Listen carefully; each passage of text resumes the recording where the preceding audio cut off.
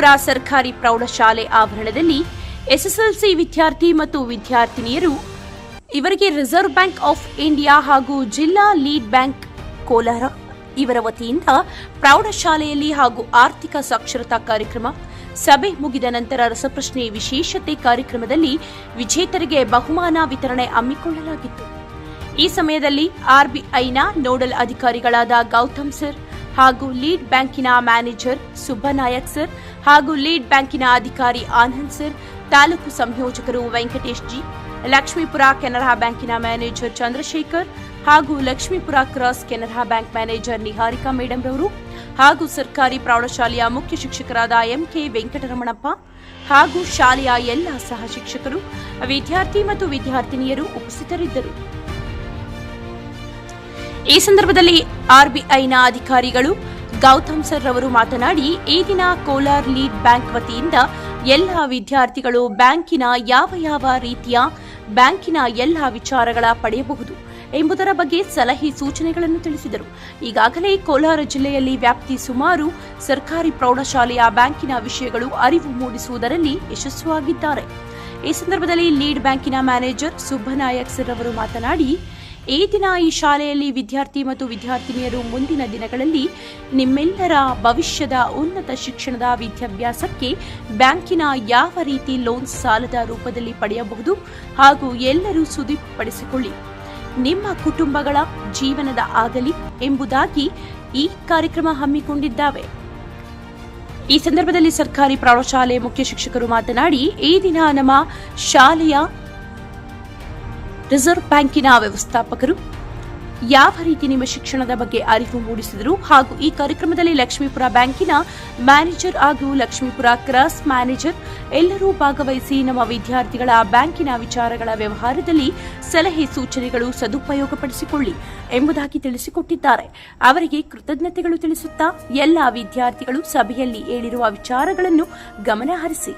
ಈ ಸಂದರ್ಭದಲ್ಲಿ ಪ್ರೌಢಶಾಲಾ ವಿದ್ಯಾರ್ಥಿ ಮಾತನಾಡಿ, ಈ ದಿನ ಕಾರ್ಯಕ್ರಮ ನಮ್ಮ ಶಾಲೆಯಲ್ಲಿ ಹಮ್ಮಿಕೊಂಡು ಬ್ಯಾಂಕಿನ ವಿಚಾರದಲ್ಲಿ ಎಲ್ಲ ವಿಚಾರಗಳು ಅರಿವು ಮೂಡಿಸಿದ ಕಾರ್ಯಕ್ರಮ ನಮಗೆ ಸಂತೋಷ ವ್ಯಕ್ತಪಡಿಸಿದರು.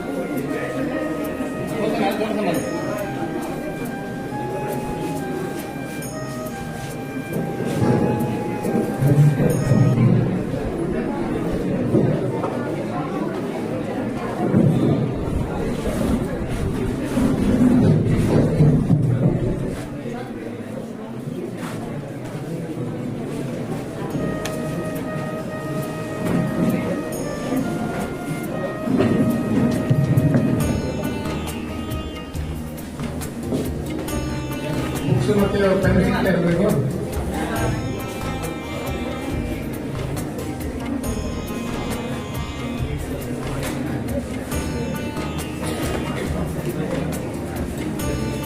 ವಿದ್ಯಾಭ್ಯಾಸಕ್ಕೆ ಇರ್ಬೋದು, ಯಾವುದೇ ಮುಂದೆ ನಿಮ್ಮ ಕಷ್ಟ ಕಾಲಕ್ಕೆ ಅಂದರೆ ಏನೋ ಬೇಕಾಗುತ್ತೆ ಆ ಟೈಮ್ಗೆ ನಿಮಗೆ ಬೇಕಾಗುತ್ತೆ. ಅದಕ್ಕೋಸ್ಕರ ನಾವು ಇದನ್ನು ತಿಳಿಪಡಿಸೋಕ್ಕೋಸ್ಕರ ಎಲ್ಲರಿಗೂ ಕಾಲೇಜಲ್ಲಿ ಈ ಥರ ಕ್ಲಾಸ್ ಮಾಡಿ ನಿಮಗೆ ಹೇಳ್ತೇವೆ. ನಿಮಗೆ ದುಡ್ಡು ಅನಾವಶ್ಯಕ ಖರ್ಚು ಗೊತ್ತಾಗಲ್ಲ, ನಿಮ್ಮ ದುಡ್ಡು ಅಪ್ಪ ಅಮ್ಮ ಕೊಡ್ತಾರೆ, ದುಡ್ಡಿನ ಬೆಲೆ ಗೊತ್ತಿರೋಲ್ಲ ನಿಮಗೆ, ಅದರ ಬೆಲೆ ಅದು ಸಂಪಾದಿಸಬೇಕಿದ್ರೆ ಎಷ್ಟು ಕಷ್ಟ ಇದೆ, ಅದರ ಬೆಲೆ ಗೊತ್ತಿದ್ರೆ ಅದರ ಮಹತ್ವ ಗೊತ್ತಿರಬೇಕು ನಿಮಗೆ ಅಂತ ಹೇಳ್ಬಿಟ್ಟು ನಾವು ಈ ಕಾರ್ಯಕ್ರಮ ಮಾಡ್ತಾ ಇದ್ದೇವೆ. ನೀವು ಈಗಿನಲ್ಲೇ ನಿಮ್ಮ ಸೇವಿಂಗ್ಸ್ ಹ್ಯಾಬಿಟ್ ಅಂದರೆ ಉಳಿತಾಯ ಮಾಡುವಂಥ ಹ್ಯಾಬಿಟನ್ನು ಮಾಡ್ಕೊಂಡಿರೋದು. ಎಲ್ಲರಿಗೂ ಬ್ಯಾಂಕ್ ಅಕೌಂಟ್ ಇದೆ ಈಗ. ಬ್ಯಾಂಕ್ ಅಕೌಂಟ್ ಇದ್ದರೆ ಯಾವ ಥರ ಬ್ಯಾಂಕಲ್ಲಿ ವ್ಯವಹರಿಸಬೇಕು, ATM ಯಾವ ಥರ ಯೂಸ್ ಮಾಡಬೇಕು, ಅದರಲ್ಲಿ ನಿಮ್ಮ ಸೀಕ್ರೆಟ್ ನಂಬರು ಅದೆಲ್ಲ ನಿಮಗೆ ಗೌಪ್ಯವಾಗಿ ಇರ್ಬೋದು. ಇದೆಲ್ಲ ಮಾಹಿತಿಯನ್ನು ಕೊಡ್ತೇವೆ. ಇದ್ರ ಬಗ್ಗೆ ಆಮೇಲೆ ನಮ್ಮ ಡಿಟೇಲ್ ಆಗಿ ನಮ್ಮ ಫೈನಾನ್ಷಿಯಲ್ ಲಿಟ್ರಸಿ ಅವರು ಹೇಳ್ತಾ ಇದ್ದಾರೆ. ಎಲ್ಲ ಕೇಳ್ಕೊಂಡು ಕೊನೆಗೆ ಕ್ವಶನ್ಗೆ ಆನ್ಸರ್ ಮಾಡಿ. ಓಕೆ, ಆಮೇಲೆ ನಿಮಗೆ ಡೌಟ್ ಇದ್ದರೂ ಕೂಡ ನೀವು ನಮಗೆ ಇಂಟ್ರಾಕ್ಷನ್ ಮುಖಾಂತರ ಮಾಡಿಸ್ಬೋದು. ಓಕೆ, ಎಲ್ರಿಗೂ ಗುಡ್ ಲಕ್.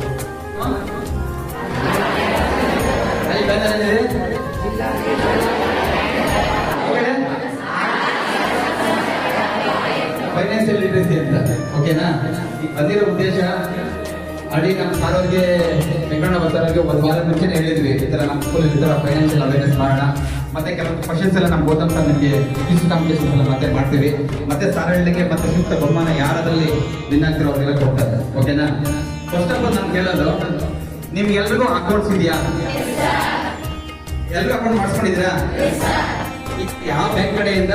ನಮ್ಮ ಶ್ರೀನಿವಾಸಪುರ ತಾಲೂಕಿನ ಲಕ್ಷ್ಮೀಪುರ ಪ್ರೌಢಶಾಲೆಗೆ ನಮ್ಮ ಗೌತಮ್ ಸರ್ ಅವರು ರಿಸರ್ವ್ ಬ್ಯಾಂಕ್ ಆಫೀಸಿಂದ ನೋಡಲ್ ಆಫೀಸರ್ಗೆ ನಮಗೆ ಬಂದಿದ್ದಾರೆ. ಓಕೆನಾ.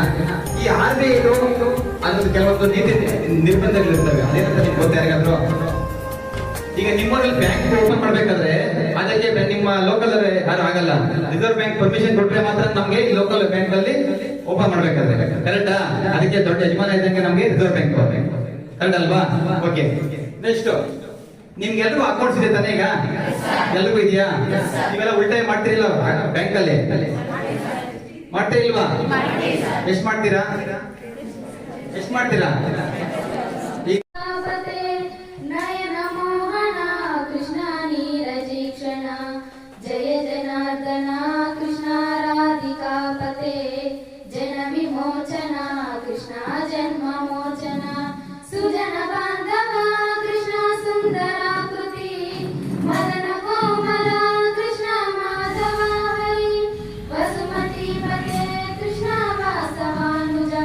ಯಾಕೆ ಹೇಳಿ, ಮುಂದೆ ನಮ್ಗೆ ಏನಾದ್ರು ಹೆಚ್ಚು ಕಮ್ಮಿ ಆದಾಗ, ಹೆಲ್ತ್ ಇಶ್ಯೂ ಆದಾಗ, ಇನ್ ಕೇಸ್ ನಮ್ಮ ಬುಕ್ಸ್ ಆಗಿರ್ಬೋದು, ಪೆನ್ ಆಗಿರ್ಬೋದು, ಓದಕ್ಕಾಗಿರ್ಬೋದು, ನಮ್ಗೆ ಆ ದುಡ್ಡು ನಮ್ಗೆ ಸಹಾಯ ಆಗುತ್ತೆ ಅಲ್ವಾ? ಉಳಿತಾಯ ಮಾಡ್ಕೋಬೇಕು. ನಿಮ್ಗೆ ಯಾರ ಅಕೌಂಟ್ಸ್ ಇಲ್ವೋ ಅವ್ರಿಗೆ ಯಾವುದೇ ಬ್ಯಾಂಕ್ ಅಲ್ಲಾಗ್ಲಿ PMJDY ಅಂತಾರೆ, ಪ್ರಧಾನ ಮಂತ್ರಿ ಜನ್ಧನ್ ಯೋಜನೆ ಅಂತ ಒಂದು ಫ್ರೀ ಅಕೌಂಟ್ ಇದೆ. ಯಾಕೆ ಗೊತ್ತಾ? ಗೊತ್ತಲ್ವಾ? ನಿಮ್ಗೆ ಯಾರ ಅಕೌಂಟ್ ಇಲ್ಲ ಅವ್ರಿಗೆ ಬ್ಯಾಂಕ್ ಅಂತ ಹೋಗ್ಬಿಟ್ಟು ನಿಮ್ಗೆ ಫ್ರೀ ಆಗಿ ಒಂದು ಅಕೌಂಟ್ ಮಾಡಿಸ್ಕೊಡ್ತಾರೆ, ಪ್ರಧಾನ ಮಂತ್ರಿ ಜನ್ಧನ್ ಯೋಜನೆ ಅಂತ. ನಿಮ್ಮ ಮನೇಲಿ ಕೂಡ ಅಷ್ಟೇ, ಯಾರಾದ್ರೂ ನಿಮ್ಮ ತಂಗಿರೋ ಅಣ್ಣಂದಿರೋ ಅಪ್ಪ ಅಮ್ಮ ಮೇಲೆ ಅಕೌಂಟ್ಸ್ ಇರೋ ಅವ್ರಿಗೆ ಪ್ರಧಾನ ಮಂತ್ರಿ ಜನ್ಧನ್ ಯೋಜನೆ ಅಂತ ಒಂದು ನಿಮ್ಮ ಅಕೌಂಟ್ ಫ್ರೀ ಆಗಿ ಮಾಡ್ಕೊಡ್ತಾರೆ. ₹1 ನೀವು ಕಾಸು ಕೊಟ್ಟು ಅವಶ್ಯಕತೆ ಬರ್ಕೊಡ್ಬೇಕು. ಓಕೆನಾ. PMJDY ಹೋದ್ರೆ ತಗೋದು, ಆ ದುಡ್ಡು ಬ್ಯಾಂಕ್ ಹೋಗ್ಬೇಕಾ ಮನೆಗೆ ಬರ್ಬೇಕಾ? ಅಲ್ಲಿ ನಾವೇನ್ ಮಾಡ್ಬೇಕು? ನಾಮಿನೇಷನ್ ಮಾಡಿಸ್ಕೋಬೇಕು ಕಂಪಲ್ಸರಿ. ನೀವು ಯಾರು ನಾಮಿನೇಷನ್ ಮಾಡಿಸ್ಕೊಂಡಿಲ್ವೋ, ಈಗೆಲ್ಲ ಆಲ್ರೆಡಿ ಮಾಡಿಸ್ಕೊಂಡಿರ್ತಾರ, ನಿಮ್ಮ ಮನೆ ಕೂಡ ಅಷ್ಟೇ, ನಿಮ್ಮ ಅಪ್ಪ ಆಗಿರ್ಬೋದು, ಅಮ್ಮ ಆಗಿರ್ಬೋದು, ಅಣ್ಣ ಆಗಿರ್ಬೋದು, ತಮ್ಮ ಆಗಿರ್ಬೋದು, ನಿಮ್ ಪಾಸ್ಬುಕ್ ಅಲ್ಲಿ ನಾಮಿನಿ ಅಂತ ಇರುತ್ತೆ. ಯಾರಾದ್ರೂ ಪಾಸ್ಬುಕ್ ನೋಡಿದೀರಾ? ಪಾಸ್ಬುಕ್ ಅಲ್ಲಿ ಫ್ರಂಟ್ ಅಲ್ಲಿ ಇಲ್ಲಿ ನೋಡಿ, ಇದರ ಕೆಳಗಡೆ ನಾಮಿನಿ ಅಂತ ಇರುತ್ತೆ. ಆ ನಾಮಿನಿ ಪಕ್ಕದಲ್ಲಿ ವೈ ಅಂತ ಇರುತ್ತೆ, ಇಲ್ಲ ಎನ್ ಅಂತ ಇರುತ್ತೆ. ವೈ ಅಂದ್ರೆ ಏನು, ಎನ್ ಅಂದ್ರೆ ಏನು ಗೊತ್ತಾ? ಹೇಳಿ. ವೈ ಅಂದ್ರೆ ಎಸ್, ಏನಂದ್ರೆ ನಿಮ್ ಪಾಸ್ಬುಕ್ ಅಲ್ಲಿ ಯಾರಿಗೆ ವೈ ಅಂತ ಇದೆಯೋ ಅವ್ರಿಗೆ ಎಸ್ ಅಂದ್ರೆ ನಾಮಿನಿ ಆಗಿದೆ ಅಂತ ಲೆಕ್ಕ.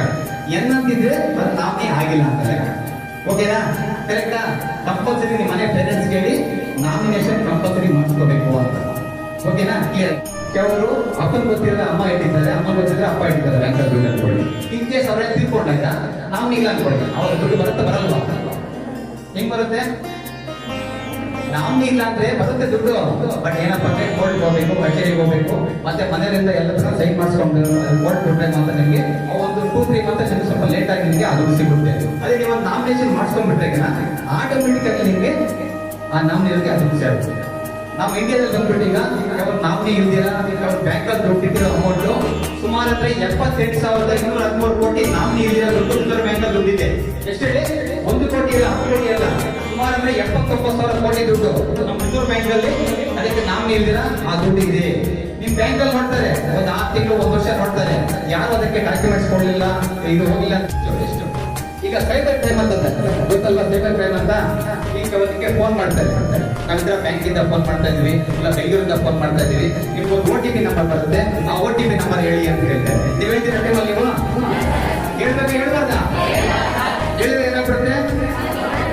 ಏನಾಗುತ್ತೆ ಹೇಳಿದ್ರೆ ನಿಮ್ಮ ಅಕೌಂಟ್ ಅಲ್ಲಿ ದುಡ್ಡು ಎಷ್ಟಿದೆಯೋ ಅಷ್ಟು ಹೋಗಿ ತಗೊಂಡ್ಬಿಡ್ತಾರೆ. ಇದು ಆನ್ಲೈನ್ ನಿಮಗೆ ವಂಚಕರು ಅಂತಾರೆ, ಮೋಸ ಮಾಡೋರು ಅಂತಾರೆ ಅಲ್ವಾ?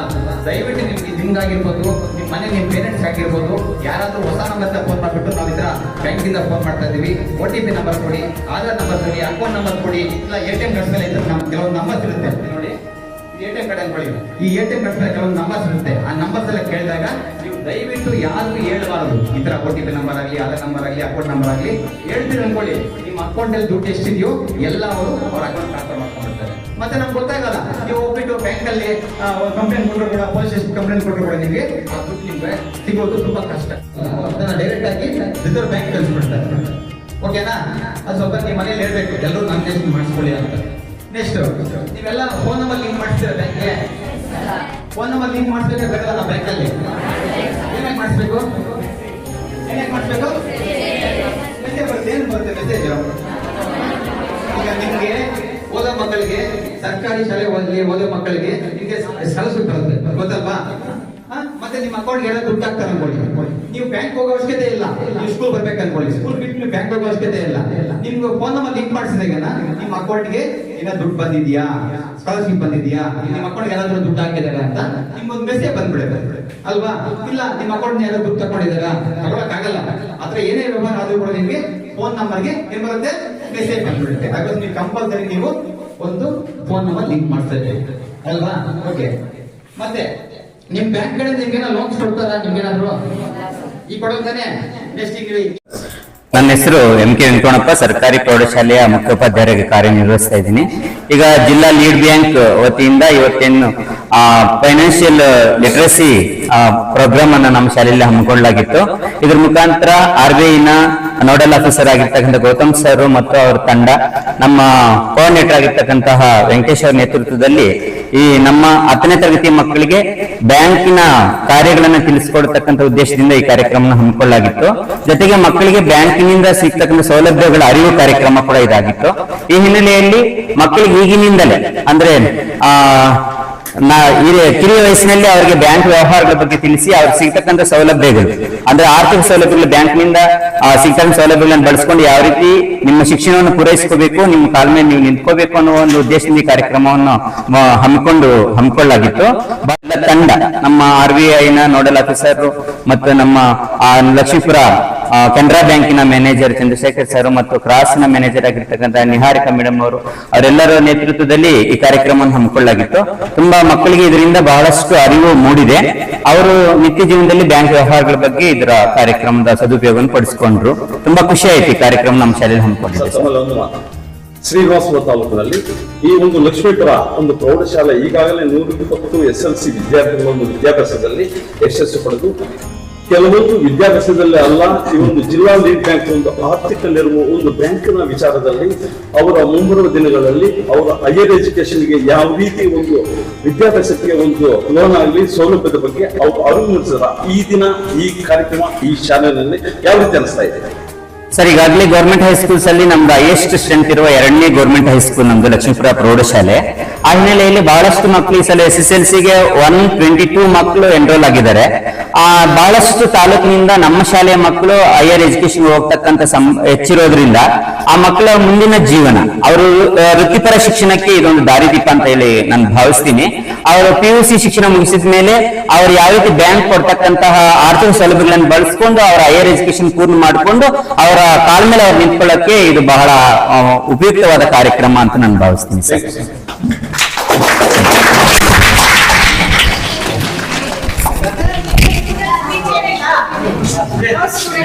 ಮಾತಾಡ್ಬೋದು, ನೀವು ಮಾತಾಡ್ಬೋದು. ಎಲ್ಲಿ ಸಮುದ್ರ ಇದೆ, ನಾವು ಎಲ್ಲಿದ್ದೇವೆ? ಅವ್ನು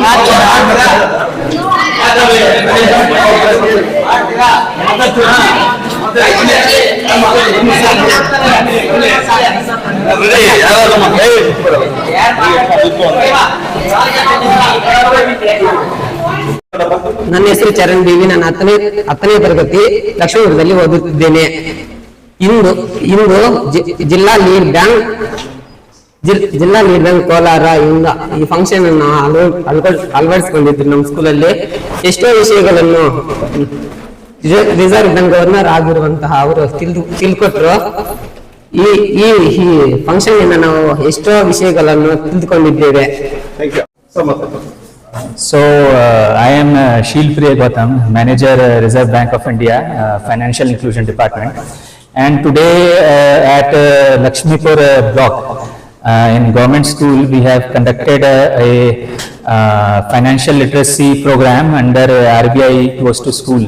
So Reserve Bank is celebrating its 90th year, and in that context, we have conducted this financial literacy program where we have taught the students about the basics of banking, savings account, the role of Reserve Bank and the role of commercial banks.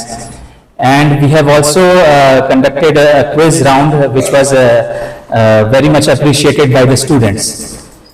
And in future also Reserve Bank will be conducting such programs in other schools and other blocks. Okay. ಇವತ್ತು ನಮ್ಮ Canara bank ಅಂತ lead bank ವತಿಯಿಂದ, Kolar lead bank ವತಿಯಿಂದ ಲಕ್ಷ್ಮೀಪುರ ಕಾಲೇಜಲ್ಲಿ government ಶಾಲೆಯಲ್ಲಿ ಆರ್ಥಿಕ ಇಲಾಖೆಯಿಂದ ಮಕ್ಕಳಿಗೆ ಆರ್ಥಿಕತೆಯನ್ನು ಯಾವ ತರ ಅವರು ನಿರ್ವಹಿಸಬೇಕು ಅಂತ ಹೇಳಿ ನಾವು ಎಲ್ಲರಿಗೂ ಅದರ ಕ್ಲಾಸ್ ಅನ್ನು ಮಾಡಿದ್ದೀವಿ. ಅದು ಎಲ್ಲರಿಗೂ ಸಮಜಾಯಿಷಿ ಆಗ್ಬೇಕಂತ ಹೇಳಿ ನಾವು ಈ ತರ ಪ್ರೋಗ್ರಾಮ್ ಮಾಡಿದ್ವಿ. ಎಲ್ಲ ಕಾಲೇಜಲ್ಲಿ ಶಾಲೆಯಲ್ಲಿ ಮಾಡ್ತಾ ಇದ್ದೀವಿ. ಇದು ಎಲ್ಲರಿಗೂ ಉಪಯೋಗ ಆಗುತ್ತೆ ಅಂತ ಹೇಳಿ ನಾವು ತಿಳ್ಕೊಂಡಿದ್ದೀವಿ. ಸರ್, ತಮ್ಮಲ್ಲಿ ಒಂದು ಮಾತು, ಜಿಲ್ಲಾ ವ್ಯಾಪ್ತಿ ಶ್ರೀನಿವಾಸಪುರ ತಾಲೂಕಿನಲ್ಲಿ ಮೊಟ್ಟ ಮೊದಲಿಗೆ ಲಕ್ಷ್ಮೀಪುರ ಈ ಒಂದು ಪ್ರೌಢಶಾಲೆಯಲ್ಲಿ ನಿಮ್ಮೊಂದು ಜಿಲ್ಲಾ ಲೀಡ್ ಬ್ಯಾಂಕ್ ವತಿಯ ಒಂದು ಆರ್ಥಿಕ ಅರಿವು ನೆರವು ಬಗ್ಗೆ ಈ ಒಂದು ವಿದ್ಯಾರ್ಥಿಗಳ ಒಂದು ಮನವರಿಕೆಗೋಸ್ಕರ ಮುಂಬರುವ ದಿನಗಳಲ್ಲಿ ಅವರು ಯಾವ ರೀತಿ ಆಫರ್ ಮಾಡಬೇಕು ಅಂತ ಈ ಒಂದು ಅರಿವು ಮೂಡಿಸಿದ್ರಿ. ತಮ್ಮ ಒಂದು ಈಗಾಗಲೇ ತಾಲೂಕು ಮಟ್ಟದಲ್ಲಿ ಎಷ್ಟು ಶಾಲೆಗಳಿಗೆ ಭೇಟಿ ಮಾಡಿ ಈ ಅರಿವು ಬಗ್ಗೆ ಒಂದು ಕಾರ್ಯಕ್ರಮ ಯಶಸ್ವಿ ಮಾಡಿದೆ? ಈಗಾಗಲೇ ಎಲ್ಲ ಜಿಲ್ಲಾ ಪಂಚಾಯತ್ ಅಲ್ಲಿ ಎಲ್ಲ 150ಕ್ಕಿಂತ ಹೆಚ್ಚು ಜಿಲ್ಲಾ ಪಂಚಾಯತ್ ಅಲ್ಲಿ ಮಾಡಿದ್ವಿ. ಅದೇ ತರ ಶಾಲೆಯಲ್ಲಿ ಕೂಡ ಪ್ರತಿ ಹೆಚ್ಚಾಗಿ 25-30 ಶಾಲೆಯಲ್ಲಿ ನಾವು ಆಲ್ರೆಡಿ ಮಾಡಿದ್ದೀವಿ. ಕೋಲಾರ, ಶ್ರೀನಿವಾಸಪುರ, ಅದೇ ಮಾಲೂರು ಹೆಚ್ಚಾಗಿ ಮಾಡಿದ್ದೀವಿ ನಾವು. ಇನ್ನು ಮುಂದೆ ಕೂಡ ಹಲವಾರು ಯೋಜನೆಗಳು ಇದೆ. ಮತ್ತೊಮ್ಮೆ ಸಾಲಿಗೆ ನಮ್ಮ ಶಿಕ್ಷಕರ ಪರವಾಗಿ ಹಾಗೂ ಮತ್ತೆ ಕೆನರಾ ಬ್ಯಾಂಕ್ ಲಕ್ಷ್ಮೀಪುರ ಕ್ಲಾಸು ಹಾಗೂ ಲಕ್ಷ್ಮೀಪುರದ ಮೇಯರ್ ವತಿಯಿಂದ ಹಾಗೂ ಮಕ್ಕಳ ಕಡೆಯಿಂದ ಸಾರ್ವಜನಿಕ ಮತ್ತೊಮ್ಮೆ ನಾವು ಧನ್ಯವಾದ ಅರ್ಪಿಸ್ತಾ ಇದ್ದೇವೆ. ಅದೇ ರೀತಿಯಾಗಿ ನಮ್ಮ ಜಿಲ್ಲಾ ಲೀಡ್ ಬ್ಯಾಂಕ್ ನ ಮೇಯರ್ ಆದಂತಹ ನಮ್ಮ ಸುಬ್ಬರಾಯ್ ಅವರು ಈ ಕಾರ್ಯಕ್ರಮವನ್ನು ತುಂಬಾ ಯಶಸ್ವಿಗೊಳಿಸಿದ್ದಾರೆ. ಅವ್ರಿಗೂ ಮತ್ತೊಮ್ಮೆ ನಾವು ಧನ್ಯವಾದ ಅರ್ಪಿಸ್ತಾ ಇದ್ದೀವಿ. ಈಗ ಅದೇ ರೀತಿಯಾಗಿ ಮತ್ತೊಮ್ಮೆ ನಮ್ಮ ಕೆನರಾ ಬ್ಯಾಂಕ್ ಮೇಲೆ ನಿಹಾರಿಕಾ ಮೇಡಮ್, ಚಂದ್ರಶೇಖರ್ ಸರ್ ಹೇಳಿದ್ದಾರೆ, ನೀವು ಬೇಕಾದ್ರೆ ಯಾವ ಬೇಕಾದ್ರೂ ಬ್ಯಾಂಕ್ ಹೋಗ್ಬೋದು, ನಿಮ್ಮ ಅಕೌಂಟ್ ಅಲ್ಲಿ ಅಮೌಂಟ್ ಇಟ್ಕೋಬಹುದು. 2 ಲಕ್ಷ ಇದೆಲ್ಲ ನೀವು ಹೇಳ್ತೀರಾ? ಓಕೆ. ಮತ್ತೆ ಇಲ್ಲಿ ನೋಡಿ, ATM ಕಾರ್ಡ್ಸ್ ನೀವು ATM ಮಿಷನ್ ನೀವೆಲ್ಲ ಯೂಸ್ ಮಾಡ್ತಾ ಇರ್ಬೇಕು. ನಿಮ್ ಪೇರೆಂಟ್ಸ್ ನಿಮ್ಮ ಹತ್ರ ಈ ತರ ರೂಪೇ ಡೆಬಿಟ್ ಕಾರ್ಡ್ ಅಂತಿದ್ರೆ ನೋಡಿ, ಇದು ಬಂದ್ಬಿಟ್ಟು SBI ಕಾರ್ಡ್ ನಂದು, ಇದು ರೂಪೇ ಕಾರ್ಡ್ ಅಂತಿದೆ. ಬಂದ್ಬಿಟ್ಟು Canara bank card, visa card ಅಂತಿದೆ, ಮತ್ತೆ ಪ್ಲಾಟಿನಮ್ ಇದೆ, ಮತ್ತೆ ಮಾಸ್ಟರ್ ಕಾರ್ಡ್ಸ್ ಹತ್ರ ಬೇರೆ ಕಾರ್ಡ್ಸ್ ನೇಮ್ಸ್ ಇಟ್ಟಿದ್ದಾರೆ ATM ಕಾರ್ಡ್ಸ್. ನಿಮ್ಮ ಪೇರೆಂಟ್ಸ್ ಹೇಳ್ಬೇಕು, ನೀವು ಈ ತರ ನಿಮ್ಮ ಹತ್ರ ಯಾವುದೇ ಬ್ಯಾಂಕ್ ಅಲ್ಲಿ ರೂಪೇ ಕಾರ್ಡ್ ನಿಮ್ಮ ಹತ್ರ ಇದ್ರೆಗನ ಅಟ್ಲೀಸ್ಟ್ 1 ತಿಂಗಳಿಗೋ 2 ತಿಂಗಳಿಗೋ ಒಳಗಡೆ ನೀವು ATM ಕಾರ್ಡ್ ಯೂಸ್ ಮಾಡ್ತಾ ಇರಬೇಕು ATM ಮಿಷನ್. ಓಕೆನಾ? ಅಂತ ಟೈಮಲ್ಲಿ ಅವರೇನ ಆಕಸ್ಮಿಕ ತಿಳ್ಕೊಂಡ್ರೆ ಆ ಕುಟುಂಬ ನಾಮಿನಿಗೆ 2 ಲಕ್ಷ ಬರುತ್ತೆ. ನೀವೇನು ಮಾಡೋ ಅವಶ್ಯಕತೆ ಇಲ್ಲ, ATM ಅಲ್ಲಿ ಟ್ರಾನ್ಸಾಕ್ಷನ್ ಮಾಡ್ತಾ ಇರಬೇಕು 1 ತಿಂಗಳು 1.5 ತಿಂಗಳಿಗೆ.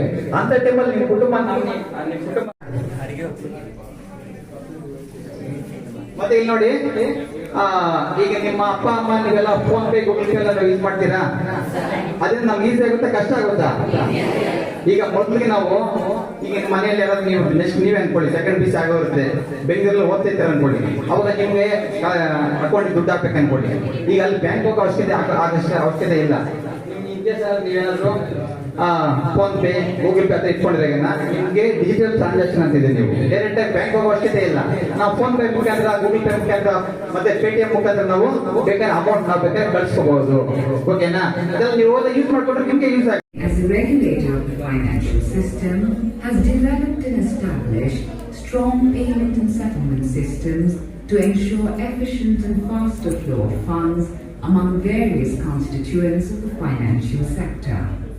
You may have heard of some of these, like the Electronic Funds Transfer, ECS, which is used to make payments between two accounts or mobile wallets. Maintaining financial stability. As a regulator and supervisor of the banking system, the RBI has a critical role to play in ensuring the system's safety and soundness on an ongoing basis. Developmental role. The Reserve Bank has taken an active role in supporting developmental activities in the country. So you can use the banknote to do your normal transactions. Okay. Furthermore, all the banks, which normal banks, commercial banks, which are like State Bank of India, Canara Bank, they are regulated by the Reserve Bank. Why are they regulated? So to keep your money, which is kept in those banks as a deposit, to keep that as secure and safe as possible. So you don't have to worry that you will lose your money if you keep it in an Indian bank. Okay. Now we'll see what is the, which are State Bank, Canara Bank, Bank of Baroda, and so on. Okay. And in banks there are two types of banks. One are the banks owned by the government, which are called public sector, and the other are private sector banks. Can you name a few private sector banks? Kotak Mahindra? Anyone else can? ICICI. ICICI is a private bank. Okay. ನಾವು ಬದಲಾಯಿಸ್ಕೊಳ್ಳೋದ್ರಿಂದ, ಒಂದೇ ಕಡೆ ಶೌಚಾಲಯಕ್ಕೆ ಹೋಗೋದ್ರಿಂದ, ಕೈ ಕುಲುಕೋದ್ರಿಂದ, ಅವ್ರ ಜೊತೆ ಮಾತಾಡೋದ್ರಿಂದ, ಅವ್ರ ಜೊತೆ ಒಡನಾಟದಿಂದ ಈ ಸೋಂಕು ಬರುವುದಿಲ್ಲ. ಮತ್ತೆ ಎಷ್ಟೋ ಜನ ಈಗ ಪೇರೆಂಟ್ಸ್ ಇಂದ ಬಂದಿರತಕ್ಕಂಥ ಮಕ್ಕಳು ಹಾಸ್ಟೆಲ್ಗಳಲ್ಲಿ ಹೋಗ್ತಾ ಇರ್ತಾರೆ, ಕಾಲೇಜುಗಳಲ್ಲಿ ಹೋಗ್ತಾ ಇರ್ತಾರೆ, ಸ್ಕೂಲ್ಗಳಲ್ಲಿ ಹೋಗ್ತಾ ಇರ್ತಾರೆ. ಅವ್ರ ಜೊತೆ ಊಟ ಮಾಡೋದ್ರಿಂದ ಬರುತ್ತಾ, ಅವ್ರ ಬಟ್ಟೆಯನ್ನ ಶೇರ್ ಮಾಡ್ಕೊಳ್ಳೋದ್ರಿಂದ ಬರುತ್ತಾ ಅನ್ನೋದಾದ್ರೆ ಆ ರೀತಿ ಬರುವಂತ ಸೋಂಕು ಇದಲ್ಲ. ಬರೀ ರಕ್ತದ ಉತ್ಪನ್ನಗಳು, ವೀರ್ಯಾಣುಗಳಿಂದ ಮಾತ್ರ ಬರ್ತಕ್ಕಂಥ ಒಂದು ಸೋಂಕು.